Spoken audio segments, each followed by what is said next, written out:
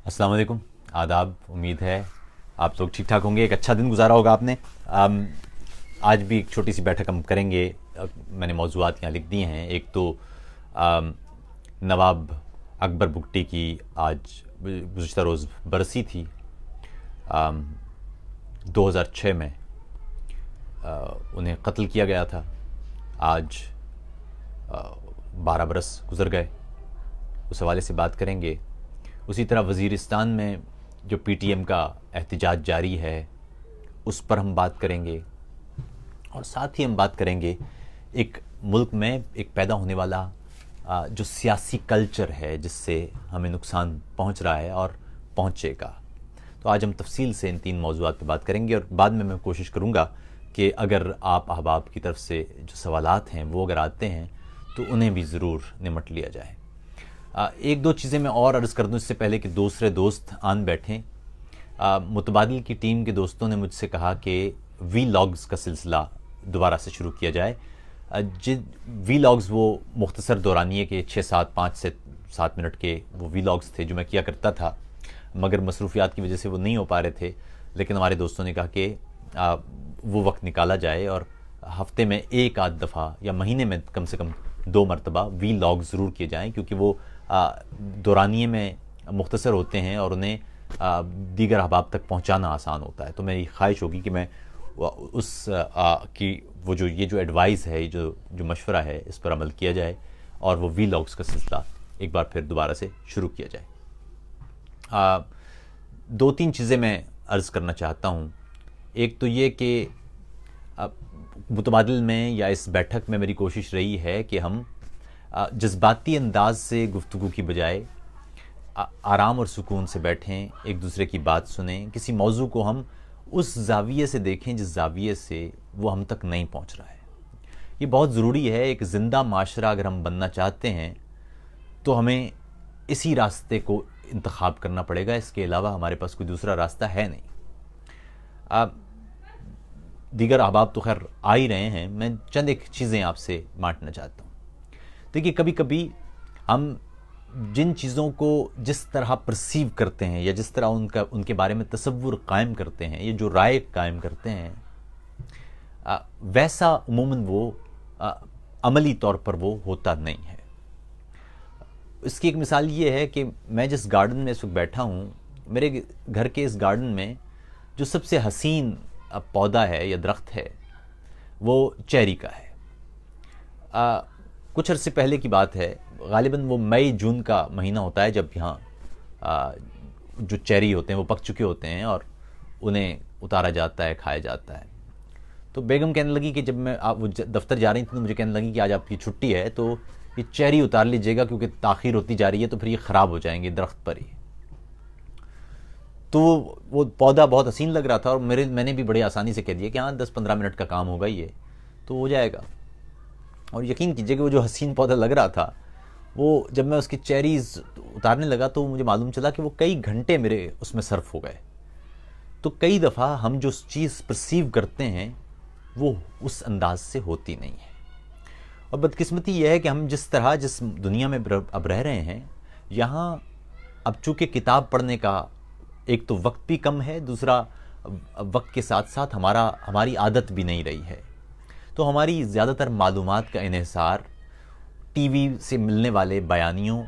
TV से मिलने वाली मालूमात पर ही होता है। और टीवी से मिलने वाली मालूमात को मैनिपुलेट करना या उसे आलूदा करना आसान होता है। उसकी वजह है कि जो टीवी के ज़रिए या मीडिया के ज़रिए आप तक पैगाम पहुंचता है, उस पैगाम के पहुंचने से कबल कई तरह के अनासिर हैं जो उस पर कार फरमा होते हैं। कई तरह के अनासिर उस पैगाम को मुतासिर करते हैं। उसमें सियासी अनासिर भी होते हैं, उसमें समाजी अनासिर भी होते हैं, उसमें मजहबी अनासिर भी होते हैं। बहुत सारी चीज़ें हैं जो उन्हें मुतासिर करती हैं। फिर मीडिया हाउस का जिस सोशो पॉलिटिकल सिस्टम में वो है, उसके बाद फिर उस मीडिया हाउस के अपने बहुत सारे जो कमर्शियल मफादात या तिजारती मफादात हैं वो भी, और उसके बाद फिर उसी तरह नीचे हम आ जाएं तो सहाफ़ी, उन सहाफ़ियों का एक अपना कल्चरल बायस होता है, एक फैमिली बायस होता है, एक समाजी बायस होता है, फिर उनके ऊपर प्रेशर्स होते हैं। तो एक पूरा ایک پورا نظام کچھ اس طرح سے بنتا ہے کہ اس نظام کے ذریعے جب آپ تک کوئی پیغام پہنچتا ہے تو وہ بے انتہا آلودہ ہو چکا ہوتا ہے. اس کی میں ایک چھوٹی سی مثال دوں گا، پھر ہم اپنے جو ہمارے موضوعات ہیں ان کی طرف بڑھ جائیں گے. اس کی ایک مثال یہ ہے کہ فرانس میں کئی سال پہلے ایک تجربہ کیا گیا تھا، اور تجربہ یہ تھا کہ کیا ہم خوابوں کو چرا سکتے ہیں. اور کیا یہ کیا کہ ٹیلی ویژن پر ایک جو ٹیلی ویژن چینل تھا اس پر جو پرائم ٹائم پروگرام چلتا تھا، یعنی جو 8:15 یہاں یورپ میں خبروں کے بعد جو ڈرامہ یا فلم چلتی ہے اسے پرائم ٹائم کہتے ہیں، اور وہ سب سے زیادہ اسی کی ویورشپ ہوتی ہے. اس کے اندر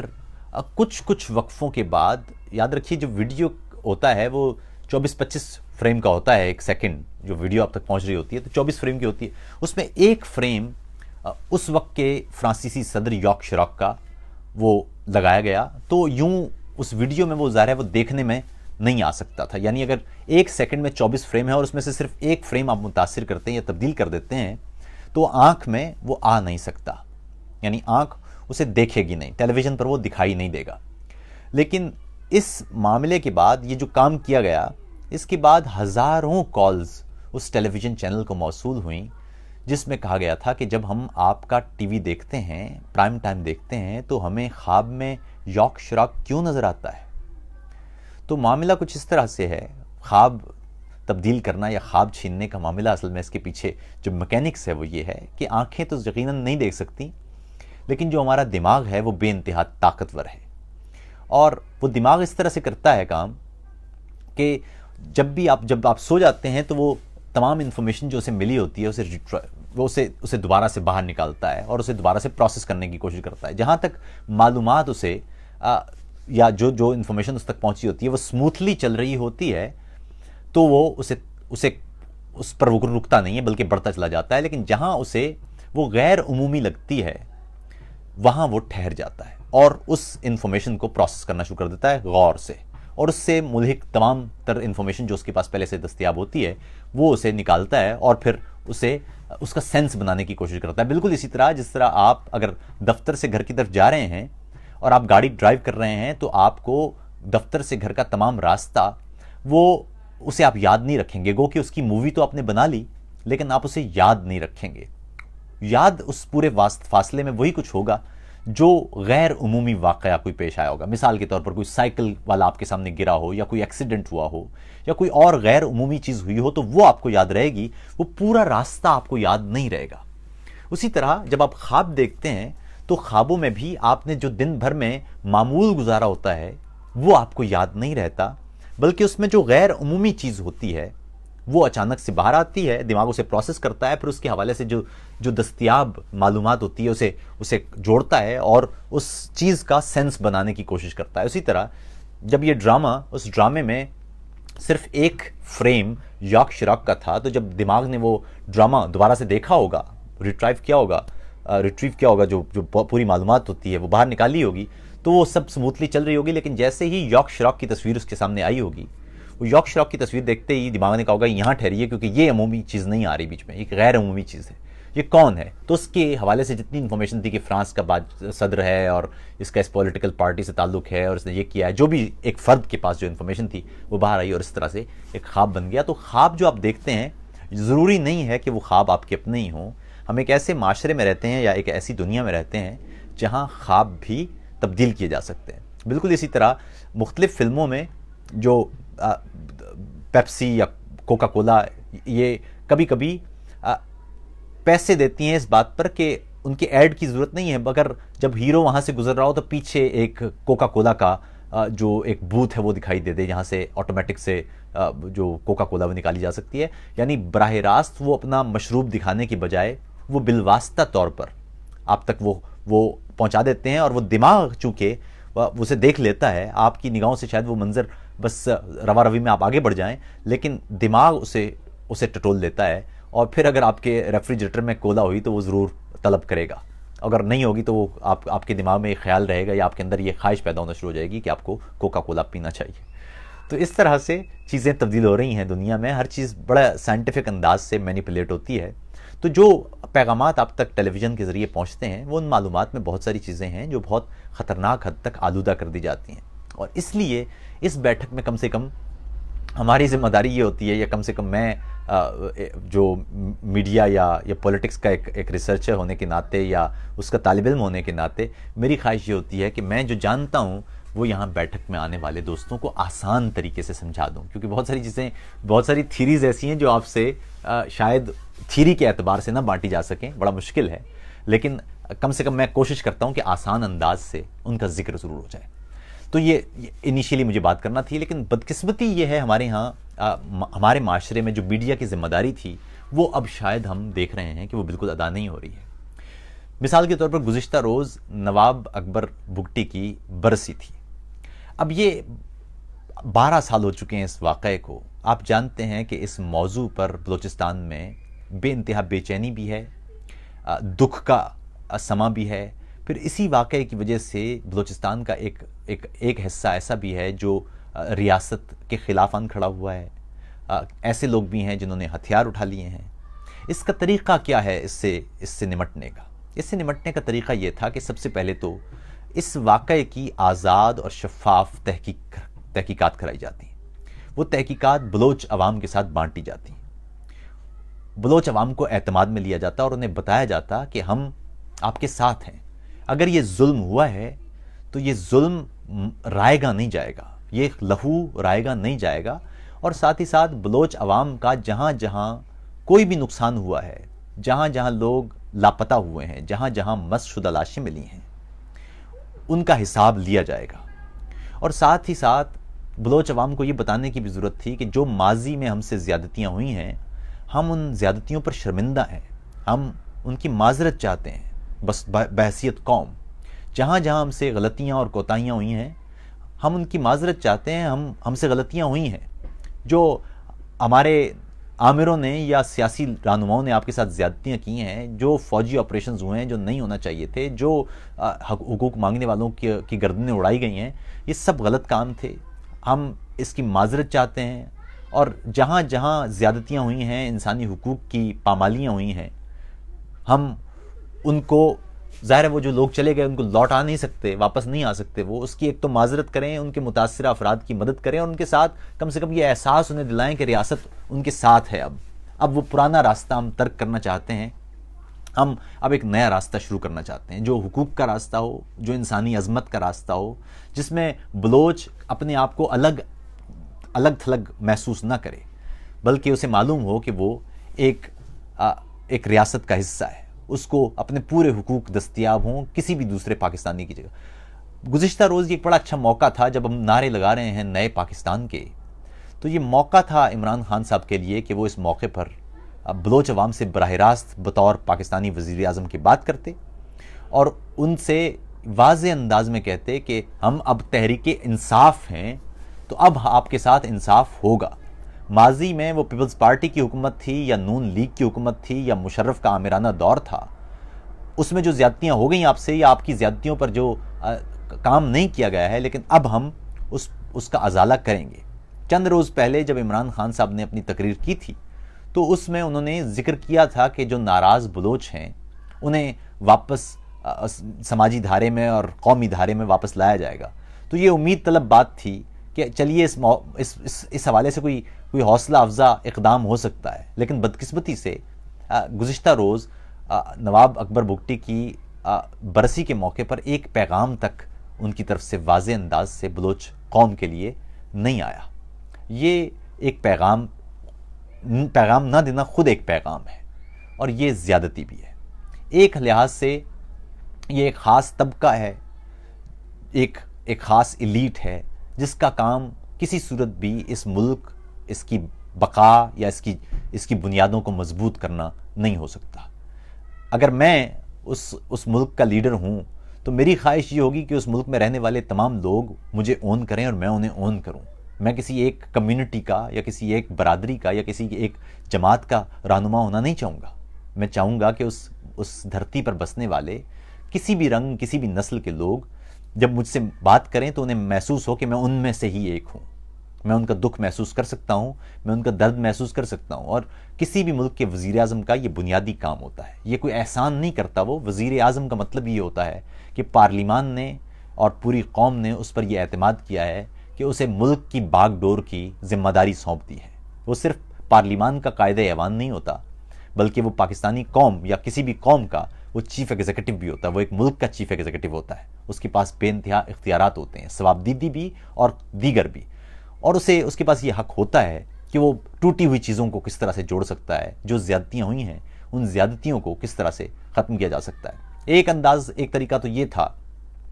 ختم کرنے کا کہ جس طرح میں نے کہا کہ بلوچستان کے عوام کو پہلے تو یہ اون کیا جاتا، انہیں بتایا جاتا کہ ہم سے جو زیادتیاں ہوئی ہیں ہم ان کی معذرت چاہتے ہیں، اور دوسرا وہاں پر عسکری آپریشن ختم کر کے وہاں کے لوگوں کو سیاسی انداز سے ڈیل کرنے کی ضرورت ہے. وہاں پر پولیس کا ڈھانچہ مضبوط کرنے کی ضرورت ہے، اور وہاں پر جو سولین ادارے ہیں انہیں فعال کرنے کی ضرورت ہے تاکہ وہ ان معاملات کو نمٹا سکیں.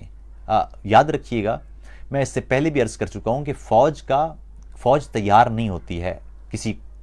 شہری علاقے کے لیے. فوج کو بالکل ایک مختلف طریقے سے تیار کیا جاتا ہے. فوج کا کام شہری علاقوں کے نظام کو سنبھالنا نہیں ہوتا. فوج سرحدوں پر لڑنے کے لیے بنتی ہے. ان کی تربیت اسی انداز کی ہوتی ہے. جب آپ کسی فوج کو شہری علاقوں پر اور خصوصاً اپنے ہی ملک کے شہری علاقوں پر اسے تعینات کرتے ہیں تو نتائج ہمیشہ بھیانک آتے ہیں. اس کی میں ایک اور مثال بھی دے دوں. ابھی یہاں پاکستانی فوج کو تو ہم ایک طرف رکھ دیتے ہیں. دنیا میں امریکہ تو بڑا پڑھا لکھا ملک ہے نا، وہاں تو تعلیم کا شرح بھی بہت ہے، اور ان کی جو فوج ہے اس کا تربیت کا معیار بھی اور پیشہ ورانہ معیار بھی بہت آگے سمجھا جاتا ہے. بہت ہی زبردست اس کی تعریف کی جاتی ہے. لیکن وہی امریکہ کی فوج، وہی تربیت یافتہ اور پیشہ ورانہ مہارت کی حامل فوج جب عراق میں داخل کی گئی تو وہاں ہم نے انسانیت سوزی کے جو مظاہر دیکھے، جو مناظر دیکھے، وہ ہمارے سامنے ہیں. وہاں ابو غریب کا واقعہ ہو یا بغداد کی تباہی کے معاملات ہوں، وہ ہم نے دیکھا کہ جب ایک پروفیشنل فوج بھی کسی شہری علاقے میں داخل ہوتی ہے تو وہاں کس انداز کی تباہی مچتی ہے. اسی طرح امریکہ کی فوج اور بلکہ دیگر نیٹو افواج بھی وہ افغانستان میں ان سے متعلق بے شمار ایسی دردناک کہانیاں اور واقعات ہیں جو انسانیت کے چہرے پر کسی کلنک سے کم نہیں ہیں. وہ غلطی کی صورت میں ہوں یا وہ دانستہ طور پر ہوں، دونوں ہی صورتوں میں جب کوئی سپاہی یا کوئی فوجی وہ شہری علاقے میں آپریٹ کرتا ہے تو وہاں نقصان ہوتا ہے. اس میں اس فوجی کا بھی قصور نہیں ہوتا، کیونکہ فوجی کو عام شہری علاقوں کے لیے بنایا نہیں گیا. جب آپ اس فوجی کو عام شہری علاقوں میں لگاتے ہیں یا تعینات کرتے ہیں تو نتیجہ اس سے مختلف نہیں آ سکتا. اس لیے پہلی کوشش تو یہ ہونا چاہیے کسی بھی ریاست کی کہ اپنے عوام کے خلاف اپنی فوج کا استعمال کسی صورت نہ ہونے دیا جائے. یہ لازمی بات ہے. دوسری بات یہ ہے کہ جہاں کہیں ایسی ضرورت پڑ بھی جائے تو اس صورت میں بھی پارلیمان اس کی ذمہ داری لے، تاکہ جو اس ملک کے رہنے والے لوگوں کی نمائندہ ایک باڈی ہے پارلیمان، جب وہ اس میں شامل ہوگی تو فوج آپریٹ کرتے ہوئے اس بات کا خیال رکھے گی کہ اس کے اوپر ایک پارلیمانی باڈی موجود ہے جو اس کا احتساب کر سکے گی. تیسری بات یہ ہے کہ فوجیوں کو شتر میں مہار تو نہیں چھوڑا جا سکتا. جہاں جہاں ان سے کوئی کوتاہی ہوتی ہے یا انسانی حقوق کی پامالی ہوتی ہے یا قانون کی خلاف ورزی ہوتی ہے، ان کو معلوم ہونا چاہیے کہ وہ قانون کے نیچے ہیں. جہاں وہ قانون کی خلاف ورزی کرتے ہیں انہیں قانون کے مطابق سزا ملنا چاہیے، تاکہ وہ بیلنس یا توازن برقرار رہے جو عوام اور فوج کے درمیان محبت اور یا ادارے کے بطور دیکھے جانے کا ایک سامان بنتا ہے. اسی طرح کا کیونکہ یہ اب بلوچستان کی بات ہو رہی ہے تو قریب یہی معاملہ ہم نے وزیرستان میں دیکھا ہے. گزشتہ روز کی بات ہے، وہاں پر بلکہ 2-3 دن سے وہاں مسلسل احتجاج ہو رہا ہے، اور وہ احتجاج خاص طور پر پہلے تو لوڈ شیڈنگ کے حوالے سے تھا غالباً، لیکن بعد میں سیکیورٹی میں جو اطلاعات مجھ تک ہیں. اب یہاں پر میں ایک اور بات بھی کرنا چاہوں گا، لیکن وہ پہلے میں خبر بتا دوں آپ کو جو ہم تک پہنچی سوشل میڈیا کے حوالے سے، لیکن اس کے بعد پھر میں اس پر بھی بات کروں گا. تو سوشل میڈیا سے جو خبریں ہم تک پہنچی ہیں، کیونکہ ٹیلی ویژن اور باقی تمام میڈیا ہاؤسز تو بلیک آؤٹ کیے ہوئے ہیں، کوئی خبر پہنچ نہیں پا رہی. تو وہ خبر یہ ہے کہ جی سیکیورٹی اہلکاروں کی فائرنگ کے نتیجے میں وہاں کافی لوگ زخمی ہو گئے، اور اس کے بعد یہ احتجاج شروع ہو گیا. محسن داوڑ وہاں پر میں کافی ساری ویڈیوز دیکھی ہیں جن میں وہ خطاب بھی کرتے نظر آ رہے ہیں، اور لوگ وہاں پر غم و غصے کا اظہار کر رہے ہیں. ظاہر ہے عام افراد کے خلاف اگر آپ فائرنگ کریں گے ان کے اوپر یا طاقت کا استعمال کریں گے جو غیر ضروری ہے تو اس کا نتیجہ یہی ہو سکتا ہے. اگر کسی موقع پر کوئی ایسا جتھا یا عوام کا ایسا ہجوم وہ امڑ آتا ہے تو اس کے خلاف بھی اگر اسے آپ نے منتشر بھی کرنا ہوتا ہے تو اس کا طریقہ یہی ہوتا ہے کہ آپ ربر کی گولیاں چلا سکتے ہیں یا آپ ہوائی فائرنگ کر سکتے ہیں یا آپ کسی اور طریقے سے اسے منتشر کر سکتے ہیں. براہ راست فائرنگ کا معاملہ وہ یقیناً خوفناک بات ہے اور اس حوالے سے وہاں کے لوگ اس وقت یہ ڈیمانڈ کرتے یا مطالبہ کرتے نظر آ رہے ہیں کہ جو افراد یا جو اہلکار اس میں ملوث ہیں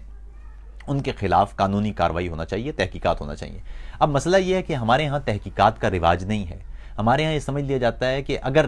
کسی پولیس والے نے یا کسی فوجی نے کسی کو قتل کر دیا ہے تو ٹھیک کیا ہے. اب یہ زیادتی اس لحاظ سے ہے کہ معمولی واقعات جب ہوتے رہتے ہیں تو مجموعی طور پر عوام کے اندر ایک تو اپنے اداروں پر اعتماد اس میں کمی آتی ہے, ساتھ ہی ساتھ ان اداروں اور عوام کے درمیان خلیج بڑھتا جاتی ہے اور پھر اگر یہ بڑھتی چلی جائے تو وہ خلیج نفرت کا روپ دھار لیتی ہے. میں ایک طویل عرصے سے میں مسلسل یہ کہتا آ رہا ہوں کہ کسی صورت بھی ہمیں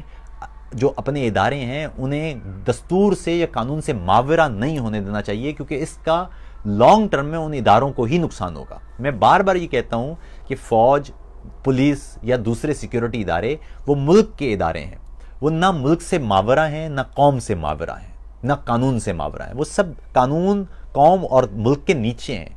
جب آپ یہ رواج بنا لیتے ہیں یا یہ نیریٹو بلڈ کرتے ہیں کہ انہیں سب اجازت ہونا چاہیے تو اس کا نتیجہ یہ نکلتا ہے کہ پھر آگے چل کے یہی معمولی واقعات جہاں کبھی کوئی شخص مر گیا, 2-4 لوگ قتل ہو گئے, 3-4 لوگ قتل ہو گئے, 10-15 لوگ قتل ہو گئے, کچھ زخمی ہو گئے, یہ مسلسل واقعات جب ہوتے رہتے ہیں یا کچھ افراد لاپتہ ہو گئے یا کچھ کی مس شدہ لاشیں مل گئیں یا کسی کو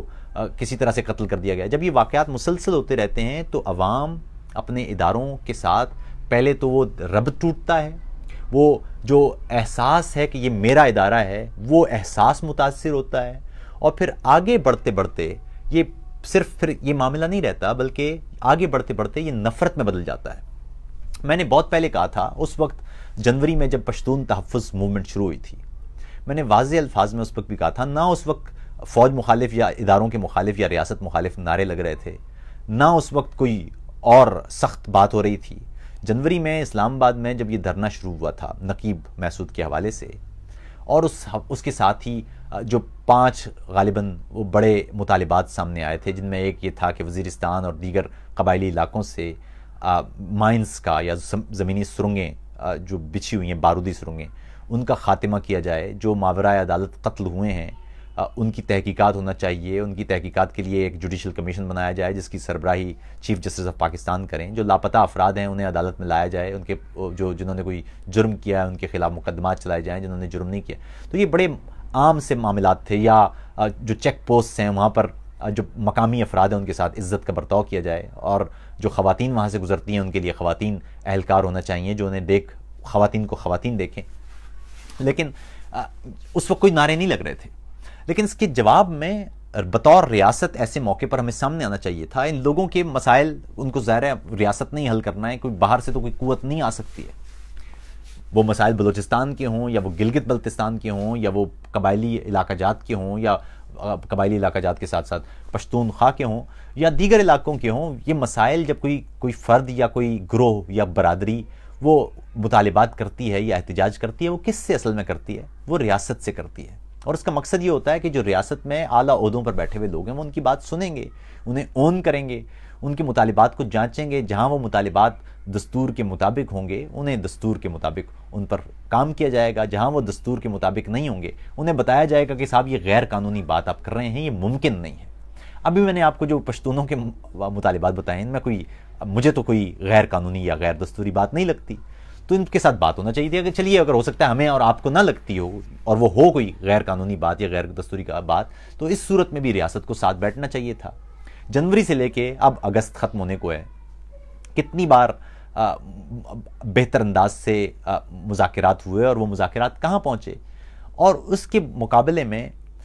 ان مطالبات کو ایڈریس کرنے اور ان لوگوں کو انگیج کرنے کے بجائے ان کے خلاف میڈیا مہم بھی ہمیں دکھائی دے دی. ٹیلی ویژن چینلز نے ان کا بائیک آؤٹ بھی کر دیا, بلیک آؤٹ بھی کر دیا, ان کی خبر تک چلنا بند ہو گئیں. ریاستی اداروں کی طرف سے کئی بار جو پیغامات سامنے آئے یا بیانات سامنے آئے وہ بھی واضح تھے کہ یہ غدار ہیں اور یہ ایجنٹ ہیں، اور یہ روایت تو ہماری پچھلے 50-60 سال سے چل رہی ہے کہ یہاں پر آج تک جس نے بھی مطالبہ دستوری ہی کیا ہو، جمہوری ہی کیا ہو، اسے مطالبے پر بات نہیں کرنی ہے ہم نے ان کی گفتگو پر بات نہیں کرنی ہے، ان کے لفظوں پر بات نہیں کرنی ہے، بلکہ جس آسانی سے اسے ڈسکریڈٹ کیا جا سکتا ہے اس پر غور کرنا ہے۔ بلوچستان کے لوگ چیختے رہے کہ ہمارے مطالبات سن لیجئے، ہمارے علاقوں پر جو ہمارے علاقوں کے وسائل ہیں وہ آپ ہم سے لے رہے ہیں تو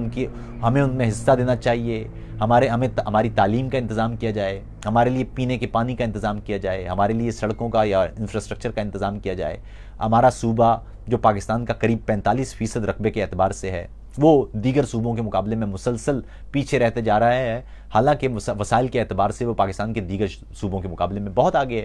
تو یہ لوگ پوچھتے رہے، مطالبات ہوتے رہے، احتجاج بھی ہوتے رہے، لیکن نہ احتجاج سنا گیا، نہ مطالبات سنے گئے،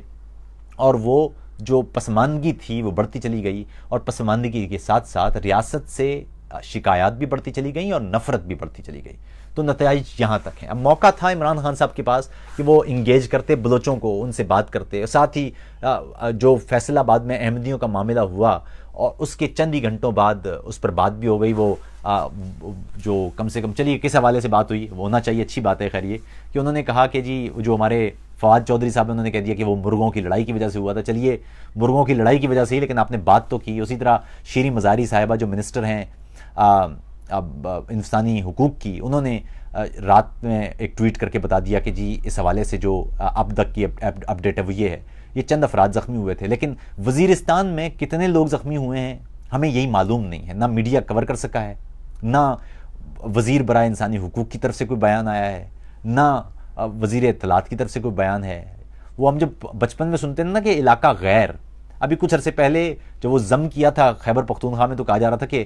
ضم ہونے کے بعد اب وہ قانون کے نیچے آ جائے گا اور پاکستانی دستور کے نیچے آ جائے گا، لیکن نتیجہ کیا ہے؟ وہ ابھی بھی علاقہ غیر بنا ہوا ہے۔ وہاں کے لوگ کیا ان کو اون نہیں کر پائیں گے؟ وہ کیا پاکستان کے لوگ نہیں ہیں؟ اگر پنجاب میں کوئی واقعہ ہوتا ہے اور ٹی وی وہاں پہنچ سکتا ہے، پنجاب میں بکرے کتنے کے بک رہے ہیں اور کسائی کتنے کا ہے، اگر اس پہ بات ہو سکتی ہے، یا سندھ میں جو کسائی کی اس دفعہ کی قیمت ہے، وہ جو دہاڑی ہے وہ اتنے کی ہے، وہ اگر بات ہو سکتی ہے، کراچی میں فلاں جگہ پر چوہے کی انتڑیوں کا گوشت بک رہا ہے، اگر وہ یا وہ انتڑیوں کا تیل بک رہا ہے یا وہ خراب گندی مرچیں بیچی جا رہی ہیں، یہ اگر بات ہو سکتی ہے، یہاں پر چھاپے بھی ٹی وی کیمروں والے مار سکتے ہیں، تو یہ چھاپے وزیرستان میں کیوں نہیں مارے جا سکتے؟ وزیرستان میں جو لوگ زخمی ہوئے ہیں، اور یہ تو صرف ایک واقعہ نہیں ہے، اس سے بھی پیچھے چلے جائیں کہ یہ کوئی آج کا واقعہ تو نہیں ہے، یہ کوئی ایک واقعہ تو نہیں ہے، اس سے پہلے کتنے لوگ مارے جا چکے ہیں، کتنے لوگوں کی جان گئی ہے، کتنے لوگ شہید ہوئے ہیں، کتنے لوگ زخمی ہوئے ہیں، کتنے بچے متاثر ہوئے ہیں، کتنے سکول تباہ ہوئے ہیں۔ بلوچستان کی حالت بھی آپ کے ساتھ کتنی دفعہ ٹی وی گیا ہے، کتنی دفعہ ٹی وی کے کیمرے آپ نے وہاں دیکھے ہیں۔ یہ سوال کرنے والے ہیں، اور یہ سوال کرنا میرے خیال میں یہ ہمارا جائز حق ہے۔ میری ذاتی رائے یہی رہتی ہے کہ جب تک آپ ریاست کے تمام بنیادی اکائیوں کو آپس میں جوڑ نہیں پائیں گے، جب تک کہ ان کی شکایات ہم سن نہیں پائیں گے، ہم ایک نفرت کا بیج بوتے جا رہے ہیں جو ہم سمجھتے ہیں کہ طاقت کے ذریعے شاید ہم اسے قابو کر لیں گے، لیکن وہ ممکن نہیں ہوتا۔ میں نے پھر بتا دوں آپ کو، جنوری میں جب یہ معاملہ شروع ہوا تھا پشتونوں کا، یہ ایگزامپل کے طور پہ میں بتا رہا ہوں آپ کو، تو کوئی نعرے نہیں لگ رہے تھے۔ اس کے مقابلے میں انہوں نے پشاور میں جلسہ کیا تو وہاں پر وہ انٹرنیٹ سروس بند ہو گئی، اور وہ اس جلسے سے پہلے جو طالبہ اور طالبات تھے ان کو کالز آنا شروع ہو گئیں، دھمکیاں آنا شروع ہو گئیں، اور فلاں مسئلہ اور پھر فلاں مسئلہ، اور وہ جلسے کے راستے میں رکاوٹیں۔ تو آپ نے دیکھا کہ اس کا نتیجہ جلسہ تو ہوا پشتون تحفظ موومنٹ کا، لیکن اس میں سخت جملے اور سخت بیانات سامنے آنے لگ گئے۔ اس کے بعد اسلام آباد میں یہ لاہور میں جب جلسہ ہوا تو وہ کیچڑ کا پانی چھوڑ دیا اور گندا پانی چھوڑ دیا، اور لوگوں کو وہاں پر بھی اسی طرح دھمکیاں، اور اس کا نتیجہ یہ نکلا کہ اور سخت ہو گئے۔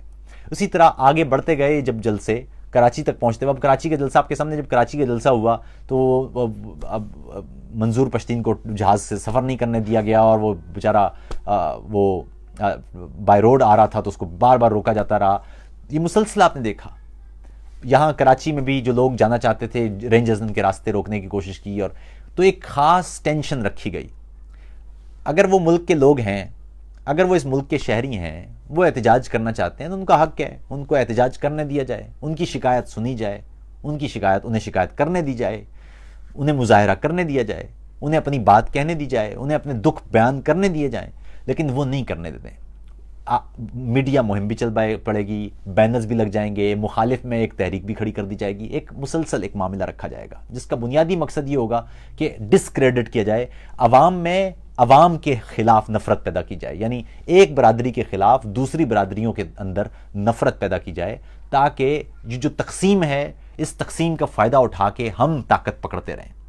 پنجابی یہ سمجھتے رہیں کہ پشتونوں کا قصور ہے، پشتون سارے کے سارے دہشت گرد ہوتے ہیں، بلوچ سارے کے سارے غدار ہوتے ہیں، سندھی سارے کے سارے ڈاکو ہوتے ہیں،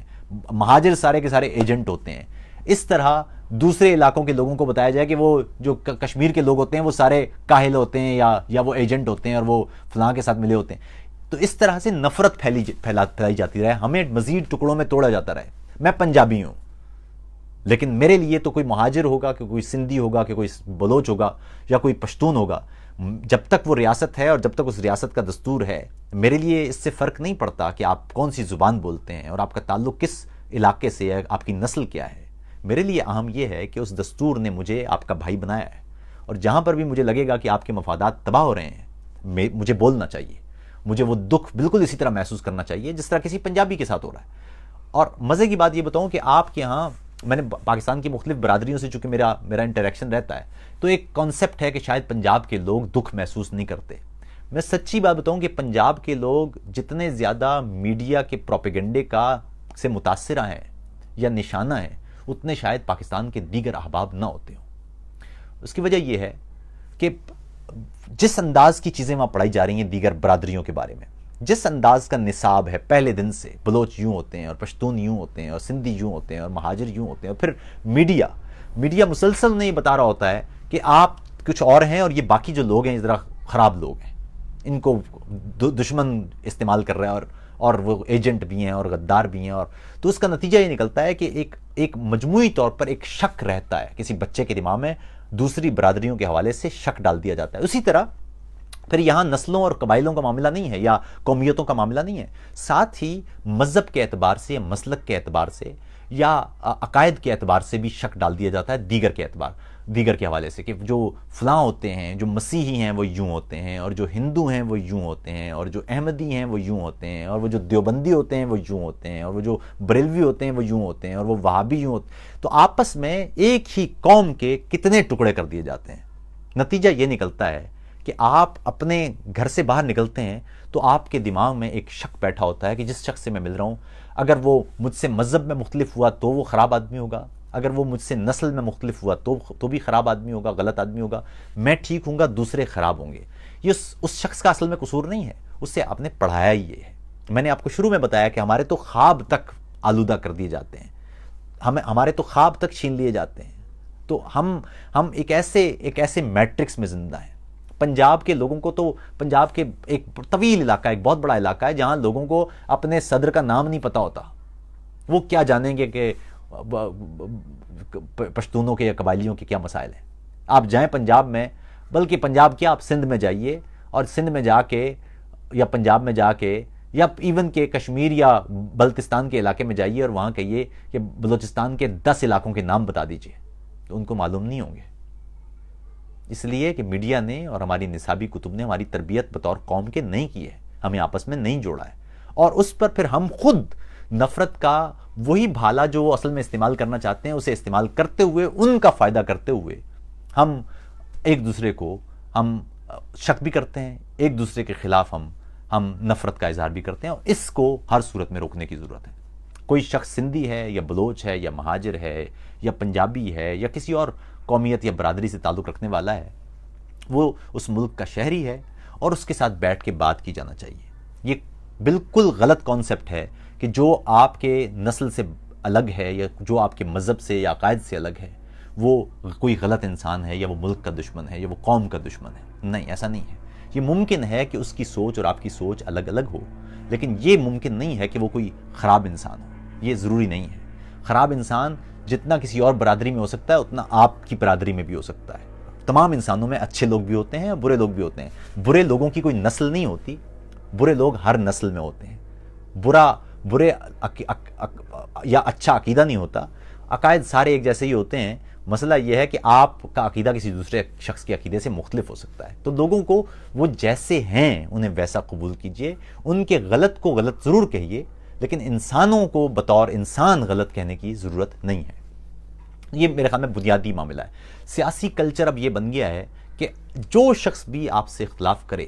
آپ براہ راست یا تو اسے گالی دیتے ہیں, یا اس پر آپ براہ راست شک کرتے ہیں, اسے غدار کہتے ہیں, اسے ایجنٹ کہتے ہیں, اسے کافر کہتے ہیں, اسے مرتد کہتے ہیں. اور یہ وہی کام ہے جو یہ اشرافیہ ہمیں تقسیم کرنے کے لیے ہم سے لینا چاہتی ہے. ہم اصل میں وہی کام کر رہے ہیں جو یہ چاہتے ہیں. یہ ہمیں تقسیم کرنا چاہتے ہیں اور ہم تقسیم ہو رہے ہیں. ہم اس تقسیم کو آگے بڑھاتے ہیں, اور یہی ہمارا بنیادی مسئلہ بھی ہے. نہ پنجاب کے لوگوں کو سندھ سے اصل میں مسئلہ ہے, نہ سندھ کے لوگوں کو بلوچستان سے مسئلہ ہے, نہ بلوچستان کے لوگوں کو پشتونوں سے مسئلہ ہے. مسئلہ ہمارے اندر یہ ہے کہ ہم ایک ایسے معاشرے میں رہ رہے ہیں جہاں ہمیں بچپن سے ایک تو تنوع کی عزت نہیں سکھائی گئی, دوسرا ہمیں اختلاف کی تکریم بھی نہیں سکھائی گئی. آج آپ بات کر لیجئے کسی بھی سیاسی جماعت کے کسی لیڈر کے بارے میں, اس سیاسی جماعت کے لیڈر کے ماننے والے یا اس کے حامی آپ سے اس موضوع پر بات نہیں کریں گے, بلکہ آپ سے براہ راست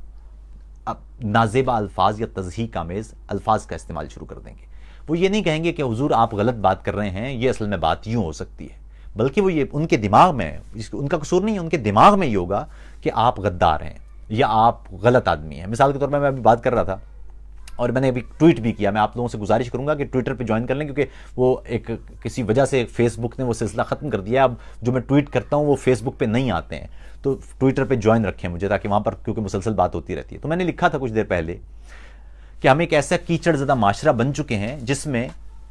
اب جو شخص کیچڑ کی نشاندہی کرتا ہے اور یہ کہتا ہے کہ صاحب یہ تعفن زدہ کیچڑ ہے, اس سے ہماری جان چھوٹنا چاہیے, اسی شخص کے منہ پر کیچڑ مل کے اسے کہا جاتا ہے کہ کیچڑ سے جان ہم اس طرح چھڑائیں گے. کیچڑ سے یہ شخص جو ہے یہ کرپٹ ہے, یہ شخص خراب ہے. جو شخص بھی اس وقت, جو صحافی بھی بولے گا اسے کہا جائے گا کہ یہ لفافہ لیتا ہے, جو شخص بھی بات کرے گا اسے کہا جائے گا کہ اس کا کوئی مفاد ہے. اور یہ جو لوگ یہ الزامات لگا رہے ہیں ان کا قصور نہیں ہے, یہ اس لیے لگا رہے ہیں کہ انہیں یہی سکھایا گیا ہے. معاشرہ بھی تربیت کرتا ہے, معاشرہ خود بھی ماں کی طرح یا باپ کی طرح تربیت کرتا ہے, ریاست خود بھی ماں یا باپ کی طرح لوگوں کی تربیت کرتی ہے اپنے شہریوں کی. اور یہ ریاست 70 سال سے ہماری تربیت اسی انداز سے کر رہی ہے, جس میں صرف تفریق ہے, جس میں صرف تقسیم ہے. جب جو بنگالی ہمارے ساتھ رہا کرتے تھے تو مغربی پاکستان میں بنگالیوں کے حوالے سے کیا کچھ پڑھایا جاتا تھا یہ ہمارے سامنے ہے. ہمیں بتایا جاتا تھا کہ ہم پاکستانی ہیں, وہ بنگالی ہیں, ہم کوئی سپیریئر ریس ہیں اور وہ کوئی خراب ریس ہیں یا وہ گھٹیاں ہیں. اور اس کا نتیجہ پھر ہم نے وہ سکوت ڈھاکہ کی صورت میں دیکھا ہے. اور یہی سکوت پر سکوت اور سانحات پر سانحات ہمارا راستہ دیکھتے رہیں گے اگر ہم اپنے آپ کو اس تقسیم در تقسیم سے باہر نہیں لائیں گے.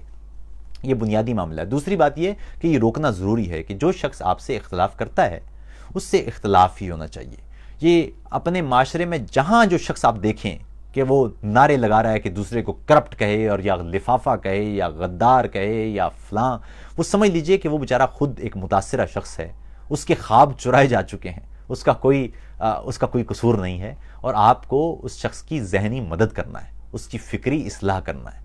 دوسری صورت میں یہ معاشرہ مزید تقسیم کا شکار ہوتا چلا جائے گا. اور میں ذاتی طور پر نہیں سمجھتا کہ اس کا کوئی اتنا آسان حل ہوگا.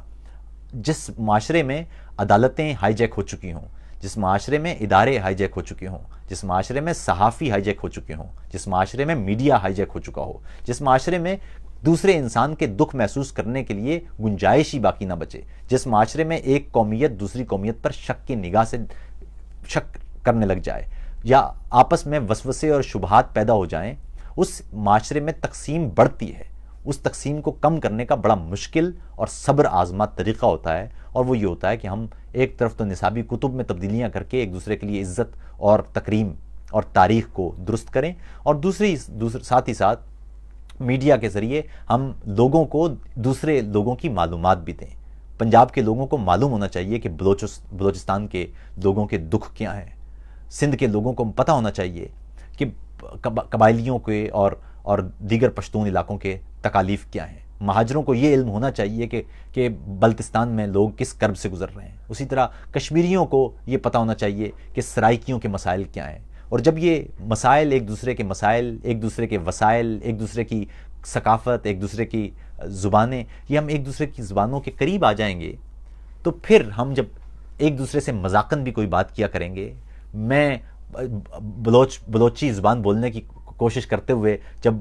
خراب بلوچی بولوں گا، یا میں پشتو بولنے کی کوشش کرتے ہوئے میں پشتو خراب بولوں گا، تو آپ اسے تضحیک نہیں سمجھیں گے بلکہ پیار سمجھیں گے۔ میں ایک مہاجر جب سندھی بولنے کی کوشش کرے گا اور اس سے غلط تلفظ نکلے گا تو لوگ اسے سندھی کی تضحیک یا مہاجر کی تضحیک نہیں سمجھیں گے، اسے پیار سمجھیں گے، اسے مذاق سمجھیں گے، اس کا مزہ لیں گے۔ جب ہم جرمن بولتے ہیں تو کئی دفعہ ظاہر ہے ہمارے تلفظ ویسے نہیں ہو سکتے جیسے دیگر جرمنوں کے، وہ یہ نہیں سمجھتے کہ وہ تضحیک کر رہا ہے ہماری زبان کی، وہ اسے پیار سے دیکھتے ہیں۔ تو یہ یہاں تک انسانی فطرت کو یا انسانی فکر کو یہاں تک پہنچانے کے لیے میرے خیال میں ہمیں ایک طویل سفر کرنا پڑے گا۔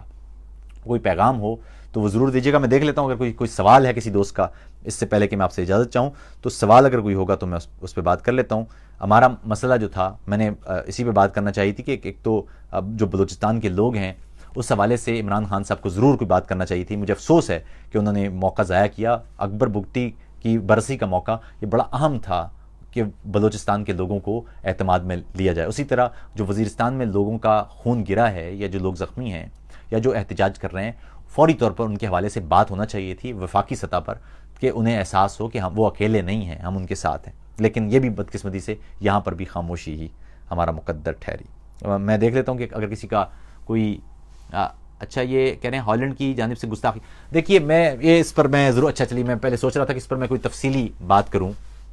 یا کوئی کالم لکھوں، لیکن چلیے میں اس پہ بات کر لیتا ہوں۔ ویسے میں کوشش کروں گا کہ اس پہ تفصیلی بات کی جائے اب تو، کیونکہ سوال میں کا جواب میں تو زیادہ دیر نہیں لگا سکتا، لیکن میں اس پہ مختصر سی ضرور بات کرتا ہوں۔ دیکھیے پہلی بات تو یہ ہے، اس کو ذرا سمجھنے کی کوشش کیجیے۔ اس میں دو معاملات ہیں، یہ جو گستاخانہ خاکے اور کارٹونز اور کریکیچرز یہ پیدا ہو رہے ہیں، اس کے دو حصے کر لیجئے۔ ایک حصہ تو یہ ہے کہ جو لوگ کر رہے ہیں، دوسرا حصہ یہ ہے کہ ہم رد عمل کیا دے رہے ہیں۔ اب دنیا بھر میں یہ پرسیپشن پھیل گیا ہے کہ جس شخص کو پبلسٹی چاہیے ہوتی ہے، تشہیر چاہیے ہوتی ہے، وہ آسانی سے کسی اور کام میں کرنا اور پھر اس کام سے مشہور ہونا ذرا مشکل کام ہے۔ انہیں پتا ہے کہ بڑا آسان سا کام ہے، کوئی فلم بنا دیں، کوئی کارٹون بنا دیں، کسی اخبار کے صفحے پر لگا دیں، کوئی جملہ کہہ دیں اور پوری دنیا میں آپ ایک خبر کی طرح مشہور ہو جائیں گے۔ ہم کیا کرتے ہیں، ہم ایسے کسی معاملے پر اپنی چیزیں،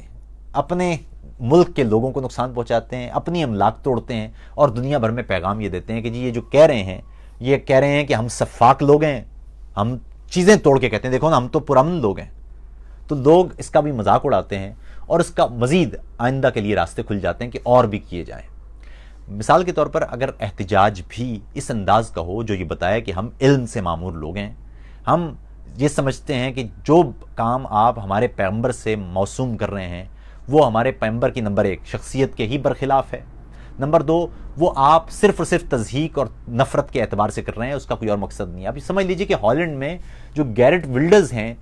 ان کا کام یہ ہے کہ انہوں نے مسلسل مسلمانوں کے خلاف نفرت انگیزی، مہاجرین کے خلاف تعصب انگیزی، نسل پرستی، اس انداز کے جملوں میں، اس انداز کی کاروائیوں میں اور اس انداز کے مظاہروں میں ملوث رہے ہیں۔ دوسری طرف جب سے مہاجرین یورپ آئے ہیں، بدقسمتی سے مہاجرین بھی کئی معاملات میں وہ اس معاشرے میں ضم ہونے کی بجائے ان کی وجہ سے بہت سارے مسائل پیدا بھی ہوئے ہیں۔ یورپی سطح پر ایک عجیب طرح کی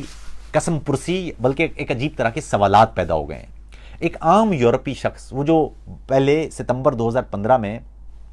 لوگوں کو، مسلمانوں کو لینے کے لیے، مہاجرین کو لینے کے لیے وہ یونان جا رہا تھا گاڑی لے کے کہ ہم دیکھتے ہیں کہ کون ہمیں روکتا ہے، ہم شنگن سرحدیں کراس کریں گے اور ان مہاجرین کو لے کے آئیں گے، وہ بھی 1 سال کے اندر وہ مہاجرین کے حوالے سے بڑی شکوک و شبہات والی باتیں کرنے لگ گیا۔ جرائم میں اضافہ یا ان کا مختلف علاقوں میں خراب بیہیویئر۔ ہم نے پہلی دفعہ دیکھا کلون میں 2016 کی جو نیو ایئر ایو تھی، وہاں خواتین پر حملے اور اس انداز کی چھوٹے چھوٹے واقعات ہوتے گئے جو یورپ کی جو نیٹو کمیونٹی ہے اس کے دل میں شکوک و شبہات کے میں اضافے کا سبب بنے۔ اب ایک طرف تو ہمیں بطور مسلمان یہ بڑا واضح کرنے کی ضرورت ہے کہ جو کام یہ پیغمبر اسلام، ہمارے پیغمبر رحمت للعالمین کے سر پر تھوپنے کی کوشش کرتے ہیں، دائیں بازو کے انتہا پسند لوگ، ان کا نہ ہمارے مذہب سے کوئی تعلق ہے نہ ہمارے پیغمبر سے کوئی تعلق ہے. ہمارے پیغمبر کا یہ پیغام نہیں ہے جو آپ ہمیں، جو یہ دائیں بازو، انتہائی دائیں بازو کے جو فار رائٹ قسم کی یہ تنظیمیں ہیں یورپ کی، جو نسل پرست بھی ہیں اور مسلمانوں کے خلاف بھی ہیں، وہ جو پریزنٹ کرنے کی کوشش کر رہی ہیں،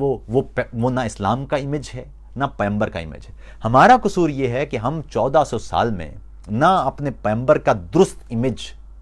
تخلیق کر پائے ہیں، یعنی پریزنٹ کر پائے ہیں، بلکہ ہمارے بہت سارے کام ایسے ہیں جو اپنے پیغمبر کے تشخص کو خراب کرنے کا باعث بنے ہیں. تو اب ایک طرف تو ہمیں بہت سکون اور علم کے ساتھ اس کا جواب دینے کی ضرورت ہے، اور دوسری طرف بڑے واضح انداز سے کیٹیگوریکلی اسے روکنے کی بھی ضرورت ہے کہ یہ اس انداز کی نفرت انگیزی کی انسانی معاشروں میں جگہ نہیں ہونا چاہیے. ہم یہ برداشت نہیں کر سکتے کہ لوگوں کو مذہب کی بنیاد پر یا نسل کی بنیاد پر تضحیک یا تفریق کا نشانہ بنایا جائے. یہ انتہائی ضروری ہے. اور صرف مسلمان نہیں بلکہ کسی بھی مذہب کے لوگوں کو اس طرح نفرت کا نشانہ بنانا، کسی بھی مذہب کو اس طرح تضحیک کا نشانہ بنانا، یہ درست عمل نہیں ہو سکتا. اس کو ہر صورت میں کڑی سی کڑی اس کی مذمت کی جانا چاہیے. خیر، آپ کو یہ بھی معلوم ہونا چاہیے کہ اگر ہالینڈ میں گیرٹ ولڈرز نے یہ کام کیا ہے تو ہالینڈ کی حکومت نے اس کے خلاف بھی کام کیا ہے. تو ایسا نہیں ہے کہ پورے کے پورے ڈچ جو ہیں وہ اس میں انوالو ہو گئے ہیں. یہ ایک سیگمنٹ ہے اس طرح کے نفرت انگیز لوگوں کا، وہ ہر ملک میں ہو سکتے ہیں. تو یہاں ہالینڈ میں ایک چھوٹا سا سیگمنٹ ہے گیرٹ ولڈرز کا جو اس انداز کی نفرت انگیزی پھیلا رہے ہیں، لیکن ایسا نہیں ہے جو کہ دوسرے جو ڈچ لوگ ہیں وہ اس کو برداشت کر رہے ہیں، وہ ایسے نہیں ہیں. تو میرے خیال میں ہمیں 2 محاذوں پر کام کرنے کی ضرورت ہے، اور اس پر میں تفصیل سے لکھوں گا بھی کہ ہمیں کس طرح سے اسے علمی طور پر کس طرح روکنے کی ضرورت ہے. کیونکہ آپ یہ بتائیے کہ سیرت کے اعتبار سے ہماری کتنی کتب، ریسرچ کتب آ رہی ہیں، نہیں ہیں. تو ہم بہتر کام پریزنٹ ہی نہیں کر پا رہے. ہم اپنے پیغمبر کا جو اصل تشخص ہے، رحمت اور علم اور قابلیت اور سراسر تقدیس اور احترام، وہ ہم پیش نہیں کر پا رہے ہیں بطور مسلمان. یعنی ہماری طرف سے علم کے قافلے برآمد نہیں ہو رہے ہیں جو دلیلوں کے ذریعے یا جو بڑے مضبوط ارادوں کے ذریعے یا جو علم کے ذریعے یا قلم کے ذریعے اس سارے سلسلے کا جواب دے سکیں. یہ ہے بدقسمتی. دوسری طرف سے نفرت انگیزی کا بڑا آسان طریقہ ہے کہ نفرت انگیزی چونکہ بک جاتی ہے تو اس انداز کے جملے یا اس انداز کے اقدامات کر کے وہ دنیا بھر میں بڑی آسانی سے شہرت مل جاتی ہے، اور ہم بھی پوری جذباتی طریقے سے ان کی شہرت میں اضافہ کر دیتے ہیں، اور پھر اگلے کے لیے ہم راستہ وہ ہموار کر دیتے ہیں کہ آپ بھی ایسا ہی کریں، کیونکہ اس طرح زیادہ مشہوری ہو جاتی ہے آپ کی. تو جن لوگوں کو اقدامات کر کے یا کام کر کے شہرت نہیں ملتی، وہ بڑے آسانی کے ساتھ اس انداز کے کام کر کے وہ بڑی اچھی شہرت لے لیتے ہیں، اور ہم ان کی شہرت میں اضافے کا باعث خود بھی بنتے ہیں. تو ایسے موقع پر ایک تو اپنی املاک کو نقصان خدا کا واسطہ نہ پہنچائیے، اپنے لوگوں کو نقصان نہ پہنچائیے. آپ بھرپور احتجاج کیجئے، لیکن وہ احتجاج امن سے عبارت ہونا چاہیے. ہم نے پیغمبر کا امن کا جو ان کا اصل تشخص ہے اسے بیدار کرنا ہے. یہاں لاٹھی بردار جلوس، اپنے ہی ہالینڈ میں ایک چیز بن رہی ہے، اپنے ملک کی گاڑیاں جلا کے، اپنے ملک کے کھمبے توڑ کے، اپنے ملک کے دفاتر اور بینکوں پر حملے کر کے، تو ہم کیا نقصان کر رہے ہیں؟ ہم تو ایک تو اپنا نقصان بھی کر رہے ہیں، اپنے لوگوں کو بھی زخمی کر رہے ہیں، اپنا انفراسٹرکچر بھی توڑ رہے ہیں، اور دوسری طرف ہم یہ پیغام بھی دے رہے ہیں کہ ہم پرامن لوگ نہیں ہیں، اور پھر ہم یہ چاہتے ہیں کہ ہمیں پرامن کہا بھی جائے. ایک بات اور سمجھیے گا، یہ املاک توڑنے کا جو معاملہ ہے نا، اس کی تاریخ بھی ہے. یہ جب گورا ہم پر حکومت کرتا تھا تو ہمیں کہا جاتا تھا اس وقت کہ یہ چیزیں توڑو، کیونکہ گورا جب یہ چیزیں ٹوٹیں گی تو گورے کو برطانیہ سے لا کے دوبارہ چیزیں بنانی پڑیں گی، تو جب وہ اس کا نقصان ہوگا تو وہ یہاں سے بھاگے گا. گورا چلا گیا یہاں سے. اب ہمیں پتہ ہے یہ چیزیں ہماری ہیں، ہمارے پیسوں کی بنی ہیں، یہ کھمبے ہمارے پیسوں کے آئے ہیں، یہ بجلی کے میٹر یہ ہم نے لگوائے ہیں، ہمارے پیسوں کے ہیں، قوم کے ہیں، یہ PMTs یہ ہمارے ہیں، یہ دفاتر یہ ہمارے ہیں، یہ عمارتیں ہماری ہیں، یہ گاڑیاں ہمارے ہی لوگوں کی ہیں. لیکن ہم اب تک اسی شاید مینٹلٹی، اسی ذہنیت میں ہیں کہ شاید گورے کی ہیں یہ، تو ہم توڑ دیتے ہیں. سڑکیں توڑ رہے ہیں، سڑکوں پر ٹائر جلا کے سڑکیں خراب کر رہے ہیں، کہیں راستے بند کر رہے ہیں. اس سے بھی باہر آنے کی ضرورت ہے. احتجاج اچھی بات ہے، لیکن احتجاج پرامن ہونا چاہیے. لاٹھی اور پتھر برسا کے جو احتجاج ہوتے ہیں وہ دنیا بھر میں انہیں امن کی علامت تو نہیں سمجھا جاتا. تو ہمیں مسلمانوں کو امن کی ایک علامت بننے کی ضرورت ہے، تاکہ معلوم ہو کہ ان کا تعلق یہ دہشت، خوف یا بربریت یا سفاکیت سے نہیں ہے، بلکہ اسلام کے زرعی اور آفاقی اصول وہ امن اور محبت سے عبارت ہیں، ہمدردی سے عبارت ہیں، اور علم کے ذریعے ان تمام راستوں کو ہم کا جواب دے سکتے ہیں،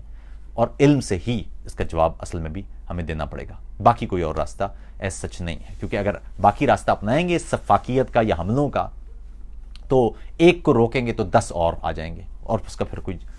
راستہ ہم نہیں ہو سکتا۔ اگر ہم یہ پہلے اپناتے 10-15 سال پہلے تو اس کا نتیجہ ہم بہت اچھا نکال سکتے تھے، بہت بہتر نتیجہ ہوتا۔ اپنا بہت خیال رکھیے گا، کوئی پیغام ہو تو برائے مہربانی وہ پیغام پہنچا دیجیے گا، ساتھ میں کوشش ہوگی کہ آپ ٹویٹر پر جڑے رہیں تاکہ آپ سے رابطہ مستحکم رہے۔ اب یہاں پر بھی ہلکی ہلکی اب اندھیرا چھا رہا ہے، آپ دیکھ رہے ہیں کہ جب میں آپ سے گفتگو شروع ہوئی تھی تو اس وقت روشنی تھی، اب دھیرے دھیرے اندھیرا ہو گیا۔ اپنا بہت خیال رکھیے گا، پیغام ہو تو ضرور شیئر کیجیے گا، اور اس بیٹھک کو بھی زیادہ سے زیادہ آپ تک پہنچا دیجیے۔ آداب، السلام علیکم۔